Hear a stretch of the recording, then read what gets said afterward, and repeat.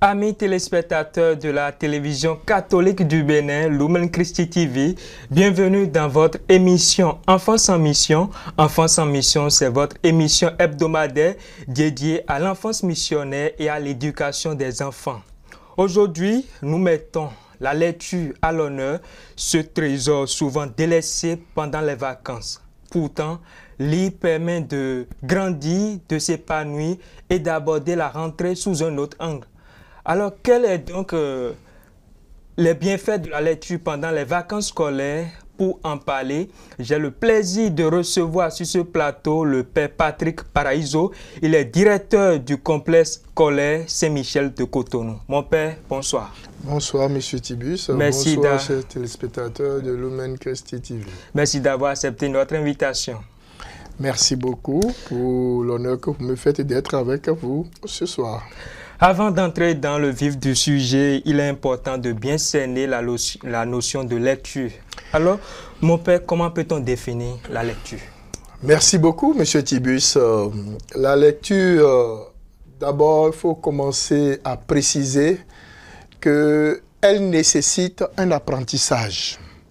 Et l'apprentissage de la lecture n'est pas un processus naturel. Elle doit être enseignée. Donc, on apprend à lire. Et la lecture, c'est l'action de lire, l'action de déchiffrer ce qui est écrit. Autrement dit, prendre connaissance du contenu de ce qui est écrit. Voilà. Et quand on agit, on opère cette action, on dit « je fais de la lecture ». Voilà. Mon Père, on entend souvent dire que la lecture est un refuge ou un voyage pour l'esprit. Pour un enfant en vacances, quel type de bienfait peut-il réellement attendre de la lecture? La lecture est très très intéressante et très conseillée pour toute personne qui a cette capacité de l'accomplir. Parce qu'elle recèle, elle contient de multiples bienfaits. D'abord au plan cognitif, c'est-à-dire au plan d'acquisition de connaissances, la lecture permet de stimuler le cerveau. Quand pendant les vacances, l'élève ou l'apprenant cesse de lire, le cerveau s'endort. Mais quand il continue à lire, il stimule son cerveau et ça lui permet d'élargir sa capacité d'imagination et de connaissance. Et ça améliore aussi sa concentration, pour pouvoir déceler ou étudier tel ou tel problème qu'il a en face de lui. La lecture élargit aussi le vocabulaire de l'apprenant. Il apprend de nouveaux mots, de nouvelles expressions qui lui permettent d'avoir quand même un langage parlé beaucoup plus huilé et plus accessible. La lecture aussi favorise la pensée critique chez l'apprenant. Il apprend comment se poser des questions. Ça réduit aussi le stress. C'est pour cela qu'on parle aussi de refuge. Parce que quand tu lis, tu es moins stressé, ça t'apaise. Ça améliore aussi le sommeil. Et ça renforce l'empathie, c'est-à-dire avoir cette capacité de ressentir ce que l'autre sent. Puisque quand tu lis, tu vois l'acteur ou bien l'acteur principal de ta lecture qui est triste et tu ressens cette tristesse-là. Et c'est la lecture qui permet d'avoir une telle capacité, une telle qualité. Voilà ce que je peux dire. Merci mon Père. Les enfants sont en vacances. Après 9 mois d'apprentissage, c'est le moment de souffler. Alors pourquoi la lecture est-elle si fréquemment négligée pendant les vacances scolaires? Et c'est dommage, c'est vrai, parce que la lecture n'est pas que studieuse au sens de qu'elle ne procure pas de plaisir, non. Il y a la lecture qui peut donner beaucoup de plaisir, comme on va jouer. Et il y a la lecture qui permet même de motiver encore davantage l'apprenant à réaliser telle ou telle chose.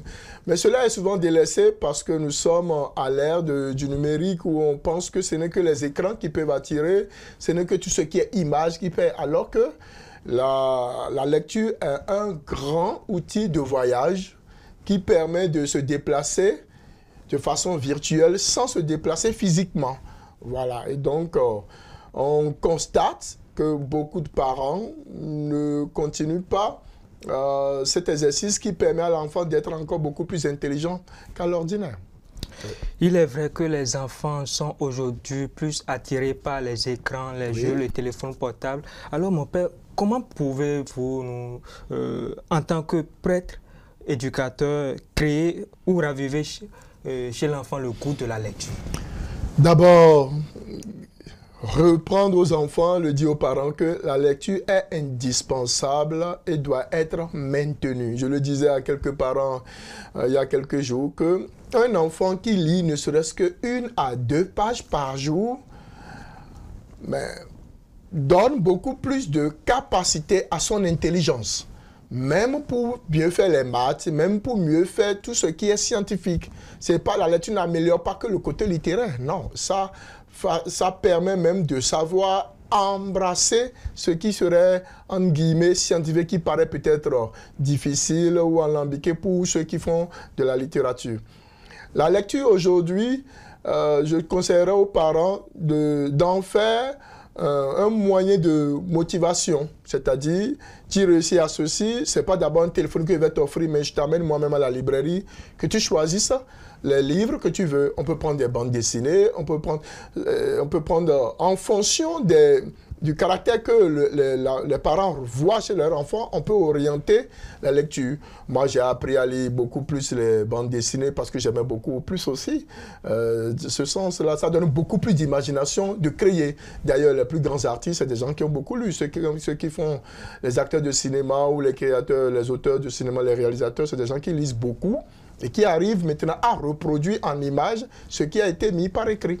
Voilà, donc moi je pense que, en un mot, demander aux parents de revenir à des choix de livres pour motiver leurs enfants, à savoir, pour avoir fait tel travail, pour tel succès, tu as eu le bac, je t'offre tel livre, va le livre, ça va beaucoup t'aider, et voilà. Donc, orienter les livres, surtout en fonction de ce que l'enfant possède comme capacité. Et là, ça sera beaucoup plus une lecture plaisir, une lecture passion, et non lecture obligation où ça peut amener l'enfant à avoir une désaffection de la lecture. Au-delà du plaisir, la lecture est aussi un puissant outil de développement intellectuel. Tout à fait. Quels sont, selon vous, les effets concrets de la lecture sur les capacités cognitives de l'enfant? Déjà, ça améliore en lui un développement personnel. Tous ceux qui font aujourd'hui le coaching, entre guillemets, c'est des gens qui ont beaucoup lu pour connaître la psychologie de l'auditoire qu'ils ont en face d'eux. Donc, ça veut dire que celui qui lit beaucoup développe déjà en lui cette capacité d'avoir un développement intérieur. Il nourrit beaucoup de créativité et il peut innover. Quand tu ne lis pas, tu ne sais même pas comment faire. Tu attends toujours recevoir des ordres. Alors que quand on lit beaucoup, on peut innover et demander la permission. Tiens, je peux créer ceci et c'est cela. Même dans votre structure de télévision ici, celui qui lit beaucoup aura des propositions à faire aux responsables pour dire, tiens, est-ce qu'on peut faire ceci parce que je l'ai lu dans tel document. Voilà, donc au niveau du développement personnel, la lecture a un très grand bienfait et ça donne des capacités immenses. Notre émission s'inscrit dans une démarche de foi. Quel rôle la lecture peut-elle jouer en tant que prêtre dans le développement spirituel d'un enfant chrétien pendant les vacances? Sachez que pour un enfant chrétien, je ne dirais pas que la lecture des livres religieux, des livres des saints, n'est pas une bonne lecture. Non, elle participe aussi, tout comme la lecture. Par exemple, moi j'ai appris à lire les livres de Saint-Dominique Savio en forme de bande dessinée et ça m'a beaucoup impacté. Et déjà tout petit, de rechercher, c'est de là que j'ai même entendu des thèmes comme Immaculata, Vierge Immaculée, alors que je ne savais pas ce que ça veut dire, maculé, immaculé. Donc c'est à partir de ça. Alors pour un chrétien, je dis déjà que lire, d'abord la Bible, ça renseigne énormément sur l'histoire du salut. Parce que les gens ont parfois peut-être des vues, je dirais plus ou moins étriquées. Lire simplement la Bible comme un livre de lecture à part entière, ça dure combien de temps? Je dirais 8 mois, 3 semaines. Quand on lit 4 chapitres par jour, on a le temps de terminer. Et ça permet de savoir qu'il y a des livres qu'on n'a peut-être jamais entendus qui existent dans la Bible. Des livres de certains prophètes qu'on ne connaît pas.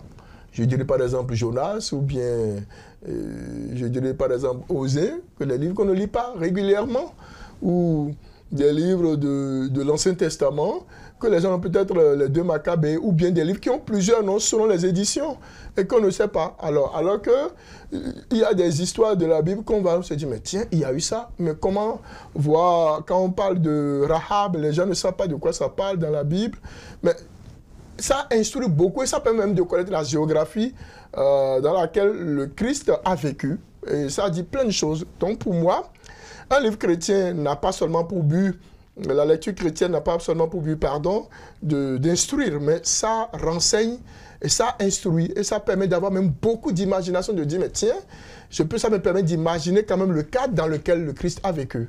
Et c'est aussi ça le but de la lecture. Ces enfants qui négligent de lire la Bible, quel conseil avez-vous à leur endroit? Je pense que je dirais plutôt à leurs parents d'apprendre à leur donner de la Bible selon le niveau.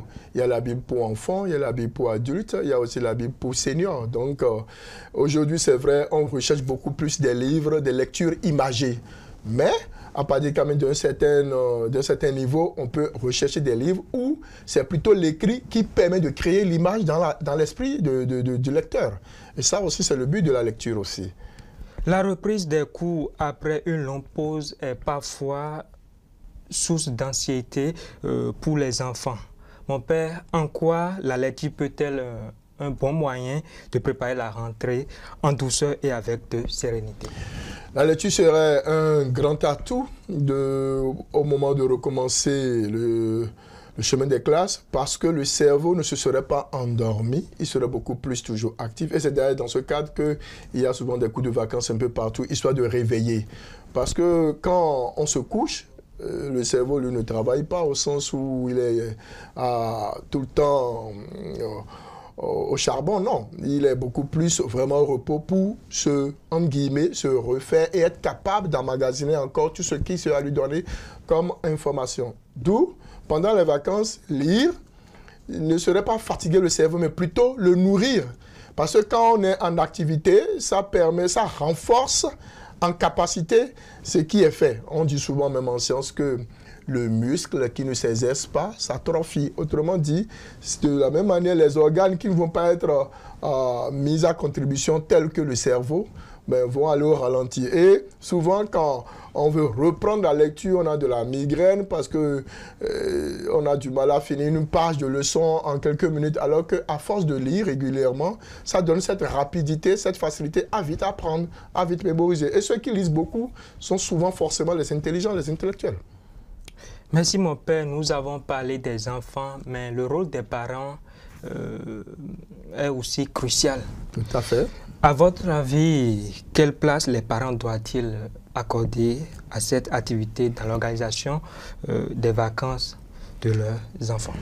Je pense que pour les parents, même si un parent ne sait pas lire, il peut toujours recommander et veiller à ce que son enfant lise. Première chose. Deuxième chose, apprendre à connaître les intérêts de lecture de son enfant, parce que toutes les lectures ne sont pas bonnes à prendre. Il faut qu'il y ait ce soit des lectures saines et qui édifient et qui profitent beaucoup plus à la croissance intellectuelle et à la croissance humaine de l'enfant.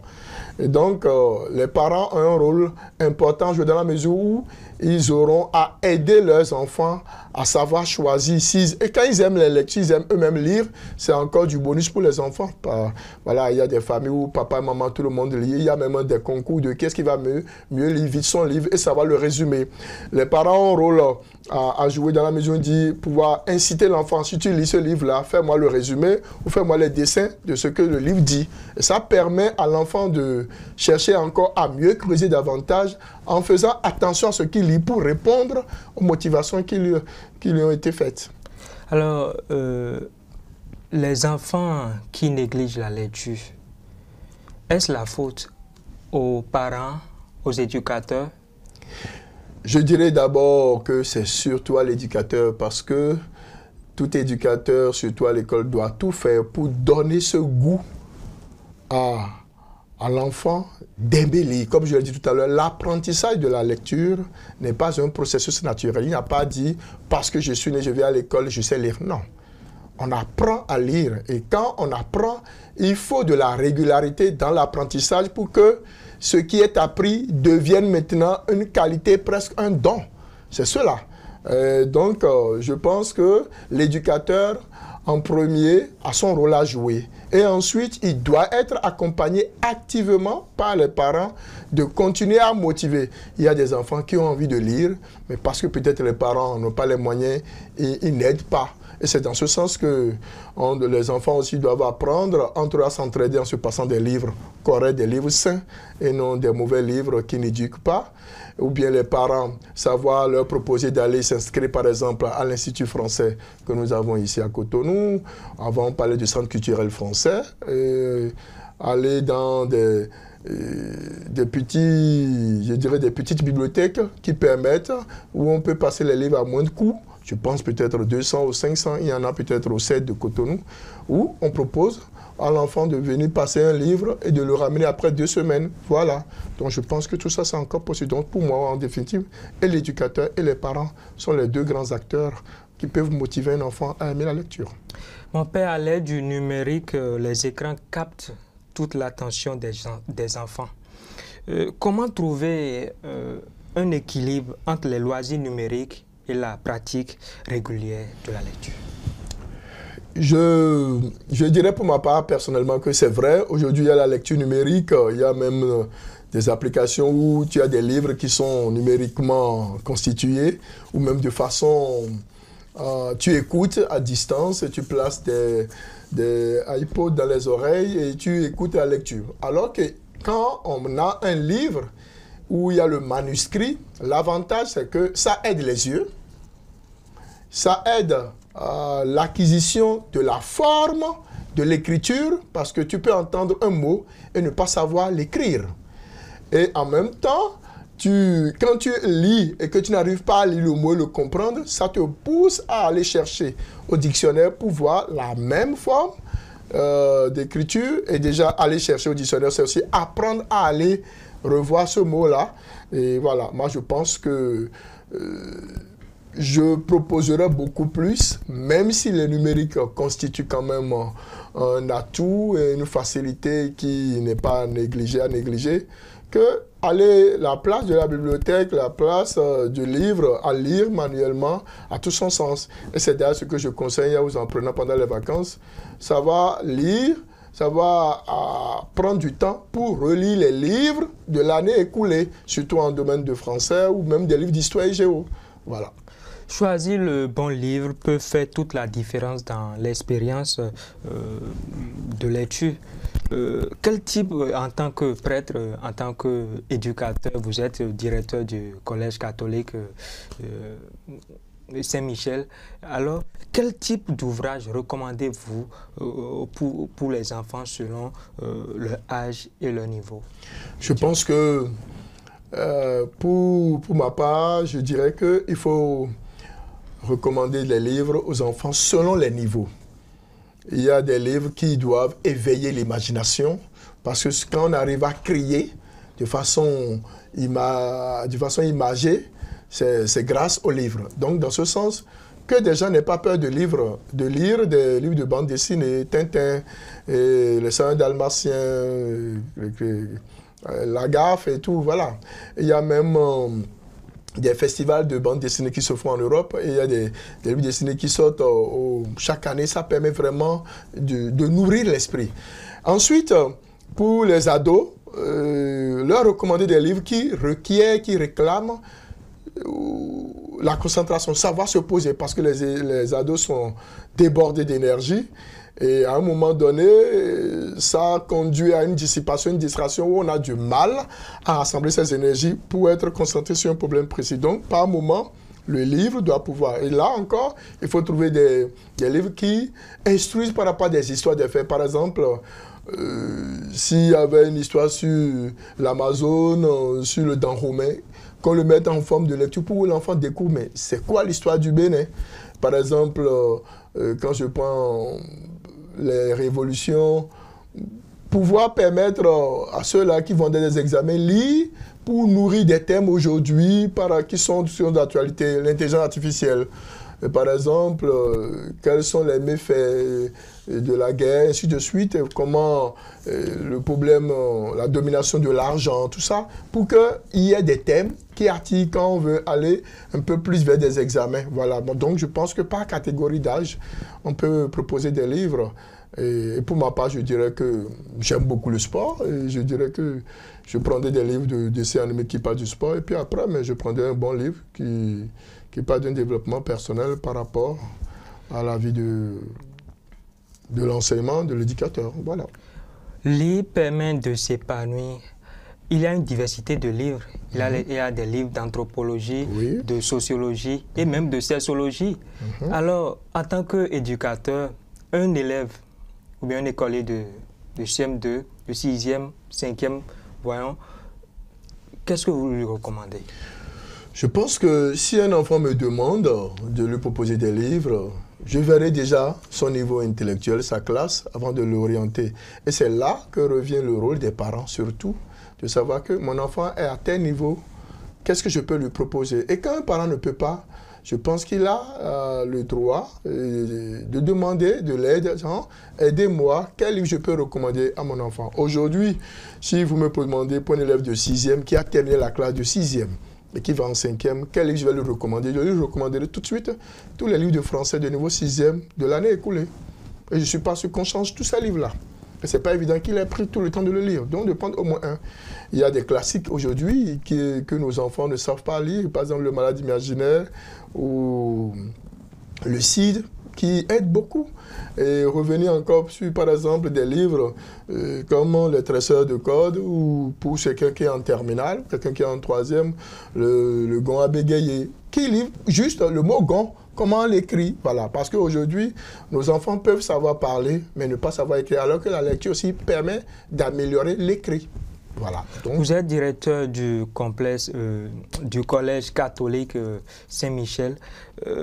Quelle initiative mettez-vous en place pour promouvoir la lecture, même en période des vacances? Bon, il faut dire que tout doucement, le complexe catholique Saint-Michel, on est en train de tout doucement réaliser une petite bibliothèque de manière à ce que, même pendant les vacances, nos apprenants puissent venir prêter des livres et les ramener. C'est en cours, ce n'est pas encore achevé, mais dit par la grâce de Dieu, avec les aides des parents qui auraient bien voulu nous aider, nous essayerons de mettre cette bibliothèque-là bientôt en place. Ouais. Nous sommes pratiquement à la fin. Quel message fort souhaitez-vous adresser aux enfants, parents et éducateurs sur l'importance de cultiver l'amour de la lecture durant les vacances scolaires? Alors, chers parents, chers apprenants, en guise de mot de fin, je voudrais juste vous demander de voir comme indispensable et obligatoire la lecture quotidienne, ne serait-ce qu'une à 2 pages. Et pour cela, je vous recommande de faire en guise de plaisir, pas forcément au sens que c'est une contrainte, non, mais de le faire parce que la lecture améliore, développe. Et quand on lit, on voyage. Et celui qui voyage découvre plein de choses. Donc la lecture permet de beaucoup découvrir. Quiconque se déplace pendant les vacances est en train de faire une autre forme de lecture parce qu'il va lire d'autres manières de faire d'ailleurs, d'autres manières d'habitude d'ailleurs. Et de la même manière, on peut rester sur place et lire. Et donc découvrir ce qui se passe ailleurs qu'on ne connaissait pas. Et c'est cela, ce que c'est qu'un livre, c'est-à-dire c'est se déplacer sans bouger. Merci beaucoup, Père Patrick Paraïso. Vous êtes directeur du Collège catholique Saint-Michel de Cotonou. Chers parents, chers enfants, n'oublions pas que la lecture, même en période de vacances scolaires, reste un outil puissant pour nourrir l'esprit et éveiller la curiosité. Ainsi s'achève votre émission, ce numéro de votre émission Enfance en mission. Nous vous remercions de l'avoir suivi. On se retrouve la semaine prochaine, si Dieu le veut, pour un autre numéro. Rendez-vous la semaine prochaine.